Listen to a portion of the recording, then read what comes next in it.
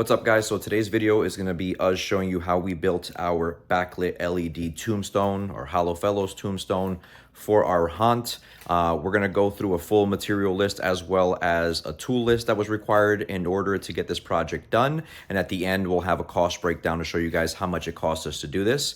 Full disclosure, one piece of the video is missing, which is right at the beginning where we lay the stencil on the pink foam that says Hallow. The stencil was made for us by one of our friends, and then we just traced it out. But there's a different way to get it done, which we will show you later on in the video when we cut out a different section or a different saying in that tombstone. With that being said, let's go through the material list and tool list and get to the build. All right, so let's go through the material list here. We have 2 pieces of 2-inch 4x8 pink foam boards, which we'll use for the top and the base and the supports.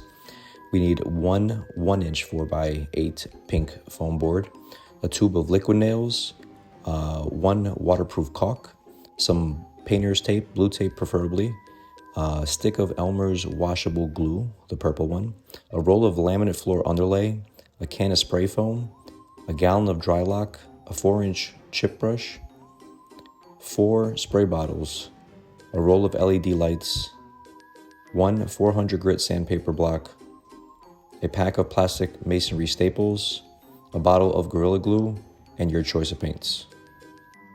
Now let's get into the tool list. You'll need a rotary tool, an X-Acto knife, a utility knife, a shaver tool, a heat gun, a caulking gun, and the Van Oaks rotary guard, which is optional but useful. Now let's talk about the cuts that we had to do on the foam board. On the 1-inch thick foam board, we cut 2 pieces of 48 by 24, and that's going to serve as the front and the back of the tombstone.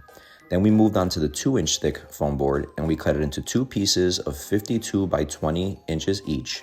That's going to serve as the base and the top, and then 3 pieces of 24 by 12, and those are going to serve as the sides as well as the center support. Now that we have all of our cuts, now it's time to put the stencil down and start carving out the tombstone. Now, as I mentioned at the beginning of the video, we did forget to film this part when we laid the stencil down. The stencil was made for us by a friend, and we simply just laid it out and traced it over with a Sharpie. Now, what I'm showing you here is the Van Oaks guard that goes on your rotary tool or your Dremel. This thing is extremely useful, especially when you're going over other sections that you've already carved out to make sure that the depth remains the same. Now, I'm currently working on the 1-inch thick foam for the front, so I have the Dremel set to 1/4 of an inch with this guard, and I'm just going around the perimeter and then making my way through the center and then blowing it off as needed to make sure the shavings are coming off evenly and I'm getting the exact look that I'm looking for.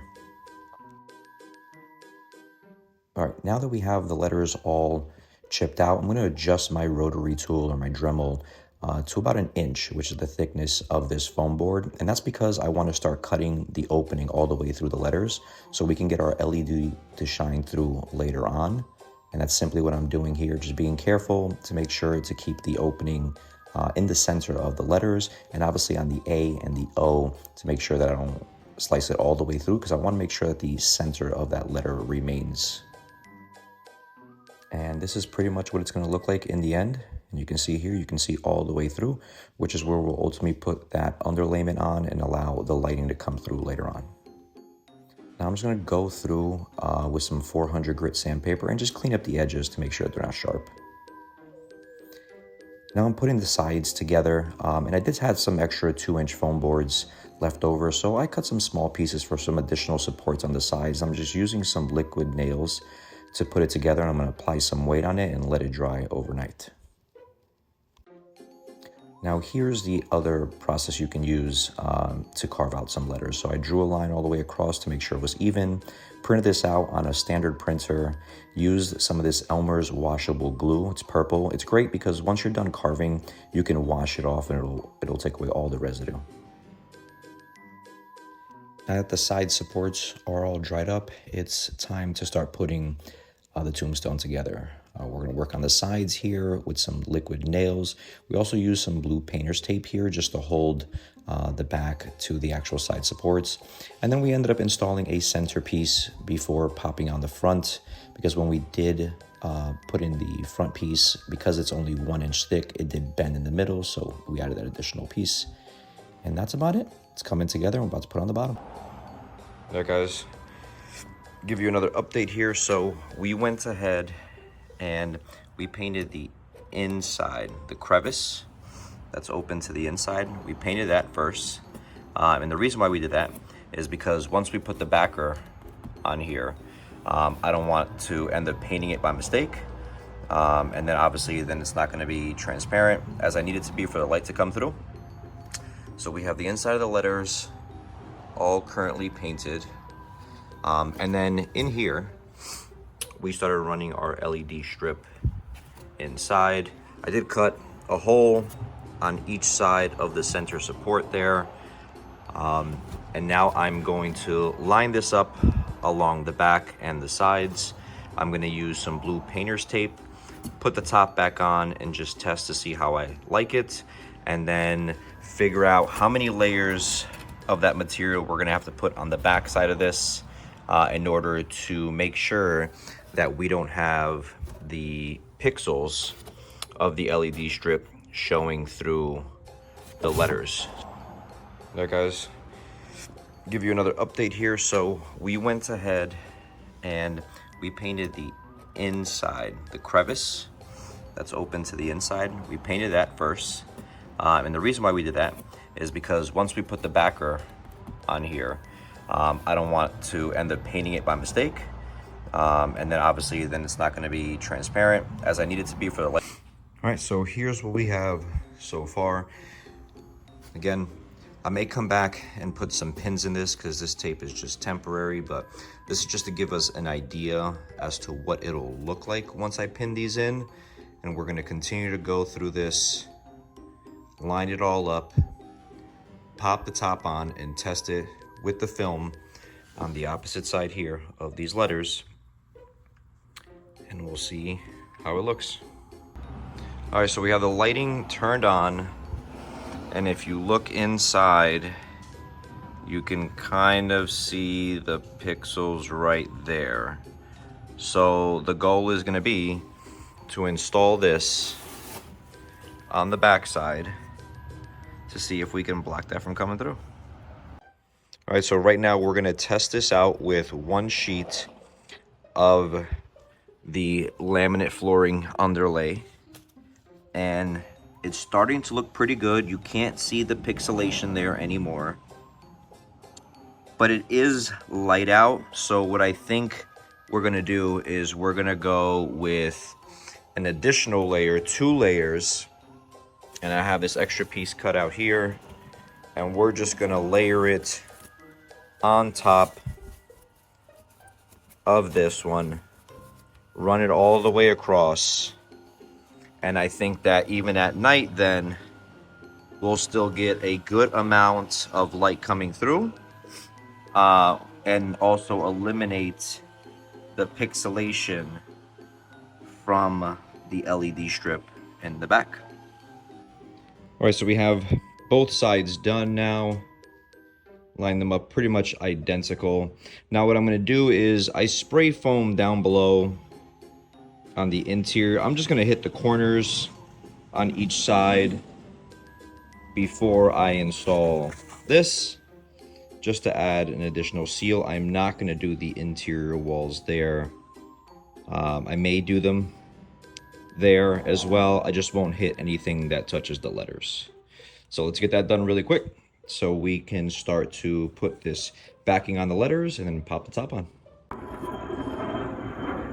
All right, guys, so for this section, we're gonna leave the blue tape on, but we're gonna use these small little pins right here, and we're just gonna put them in the sections that we want to prevent from falling down. So once this is up, we don't want this to fall down. So we're gonna put these somewhere around here, just throughout, just to give that added level of protection to make sure these things don't fall down once they're on.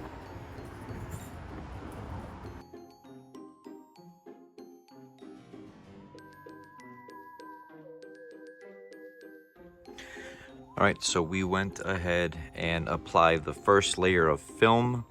We did use the Gorilla Glue, and we put it all in between all the letters, all the way going through. But we didn't just blot it on. We used a brush and we just spread it out evenly just to make sure that this paper would stay tight around this opening, not to let water in through the other side. So we will do one layer, and then we have the second layer that we're gonna put on as soon as this is done drying. All right, now we have the LED strips connected on both sides, hooked in. This is the top side, so again, I wanted to prevent it from sliding down on both sides. We have both layers of the laminate flooring underlayment. So the first layer we did glue on and we brushed it off like you saw previously. This one we just secured and blue taped all the way around. Again, it looks like we really only needed one, but I wanted two because we're testing this during the day, and at night there's a potential that these pixels will be seen through there. So I added the second layer just to protect it. So now we're gonna go ahead and pop the top on with some liquid nails, and then we're gonna start to caulk all the seams. So let's get started. All right, so we got the top on. I just flipped it upside down so we could just put some weight on it. And while we're waiting for that to settle in, we're gonna start caulking and sealing all the joints on the side, on the front, and then eventually we will do the top last. So for waterproof caulking the seams, basic method: applying the caulk using a damp paper towel, running my fingers through it and just removing the excess. Now we're gonna use this scraper tool. I'm just gonna look at all the sharp edges and roughen it up. You could take as much or as little as you want off. It's really just to eliminate the sharpness of the look of the foam board, to give it that aged effect. All right guys, so we have all the edges roughed up.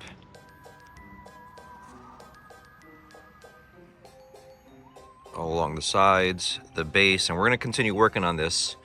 But what I wanna do now is I'm gonna take 220 grit sandpaper because I just wanna clean up, if you can see some of this loose stuff that's here. I just wanna clean this up because ultimately then when we paint, I don't want this stuff to be sticking out.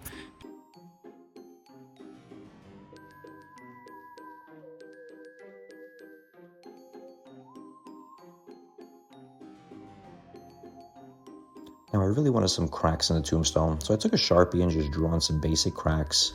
Then I grabbed an X-Acto knife and came in at a 45-degree angle on both angles, just to remove that excess foam and give the indentation of the crack that I can later fill in with some black paint for accent. Now the last step was just using some water in a spray bottle and a heat gun just to create some effect in the tombstone to give it that brick look. And that's what we're doing. Liam's spraying on here. Get a good amount because you will burn through this foam. And again, you can see it start to take shape. All right, so now we have the dry lock mixed in really well. Just use regular stirrer here. I'm using a 4-inch chip brush to do the initial coat. So we're gonna again start on the back and work our way around.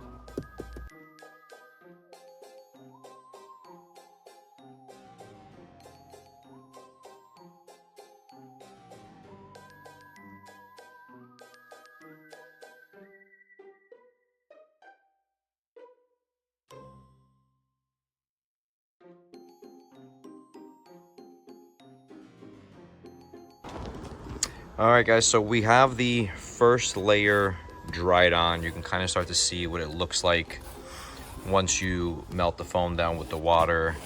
And you can see some brush strokes here. I don't really care about that during the first coat, because during the second coat, let me just move this way. During the second coat, I'll just give you an example of what I do. We take more of a blotching method, should I say, right? So you have these brush strokes here, and all I'm gonna do is I'm gonna pat it the whole way through. And I'm creating that look of the stone look by having the raised points. Now you wanna make sure that you take a good amount on your brush when you're going to do this. If not, it's gonna take you a very long time. But we're gonna get through all the sides let that dry, and then we'll move on to the top, and then we'll start working on the front, which we already did. I just got to go back through and touch it up. There's still some strokes here, if you can tell, which I will come through and blot out. But this is what it's starting to look like in the front. You can still see a little bit of the pink coming through, so that second coat will eliminate that. The first coat is really about getting equal coverage throughout, and now we're gonna go ahead and give it more of the aesthetic. All right, guys, it's the next day, and we did go ahead late last night and paint in all the lettering. We used some regular black paint, and again, we only painted this portion, making sure that we didn't hit the film on the backside. That's why we painted the inside here a little bit earlier on. There's still some touch-up needed, but nothing crazy. Again, this isn't meant to be perfect by any means. It's a tombstone or a gravestone. We did add some cracking features into it, and we still have some pieces to accent out, which we will do when we start to distress this piece, right? But I just want to get closer to show you guys how it came out. This is the blotching effect.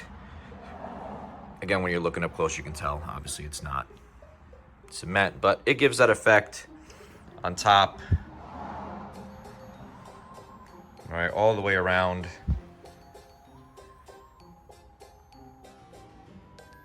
Probably could have done a better job sealing these corners here, but they're sealed nonetheless, but you can kind of still see the crease, but not many people will see this. Again, I'm not looking for perfection. This is our first time doing this, and so far I am pretty happy how it's turned out. And we're gonna put this outside now, and we're gonna get our water and paint mixtures and start to distress this piece. So let's get that started.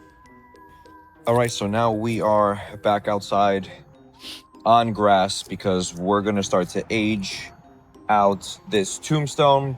It's the first time I've done this, and I'm excited to try it out. So what I have here is I have some colors pre-mixed with water right here. This is a regular spray bottle. Again, in the description, I'll have all the items that we use for this video. So we have black with water, green with water, brown with water, and then just plain water. And the goal for the water is if you spray, let's say the black, and it's not running how you imagined it to run, we're gonna hit it with some water just to loosen it up and have it run down the way we want to. So again, as usual, I'm gonna flip this around. We're gonna start on the back side and see how it looks before we move on to the sides, the top, and ultimately the front. So let's get it flipped around. Now this part was a lot of fun. I like to start working on the back because if I mess it up, nobody's gonna see it. I will tell you, when it comes to painting this or spraying this paint on, patience is key. You want to let your base dry a little bit before you come behind and throw on extra colors. As you can see here, I'm kind of wiping off some of the black, and I learned that about 20 minutes in, but I made the mistake so you don't have to. All right, so we got through the sides and the front. I'm just waiting for it to dry off a little bit so I can touch it up. You can see a little bit of the browns. And we didn't record that part because I needed a spray bottle in each hand. Again, you want to make sure you have that accessible extra plain water bottle just to remove if the lines are coming in too strong and too solid on you. But yeah, that is how the front came out. I like it. I might just add a little bit more green and a little bit more brown into it. The top looks old, still drying, still wet. The sides, again, I'm gonna add some more down there. And the cool part about this, guys, is that you can spray as much because you can simply just water it down and take it off again and start all over, kind of. It'll be a little stained, but nonetheless, it won't be too deep of a stain that you can't erase it. So that is it, guys. Here is our Hallow Fellows tombstone. And we're gonna wait till nighttime and we're gonna backlight it and show you guys what it looks like.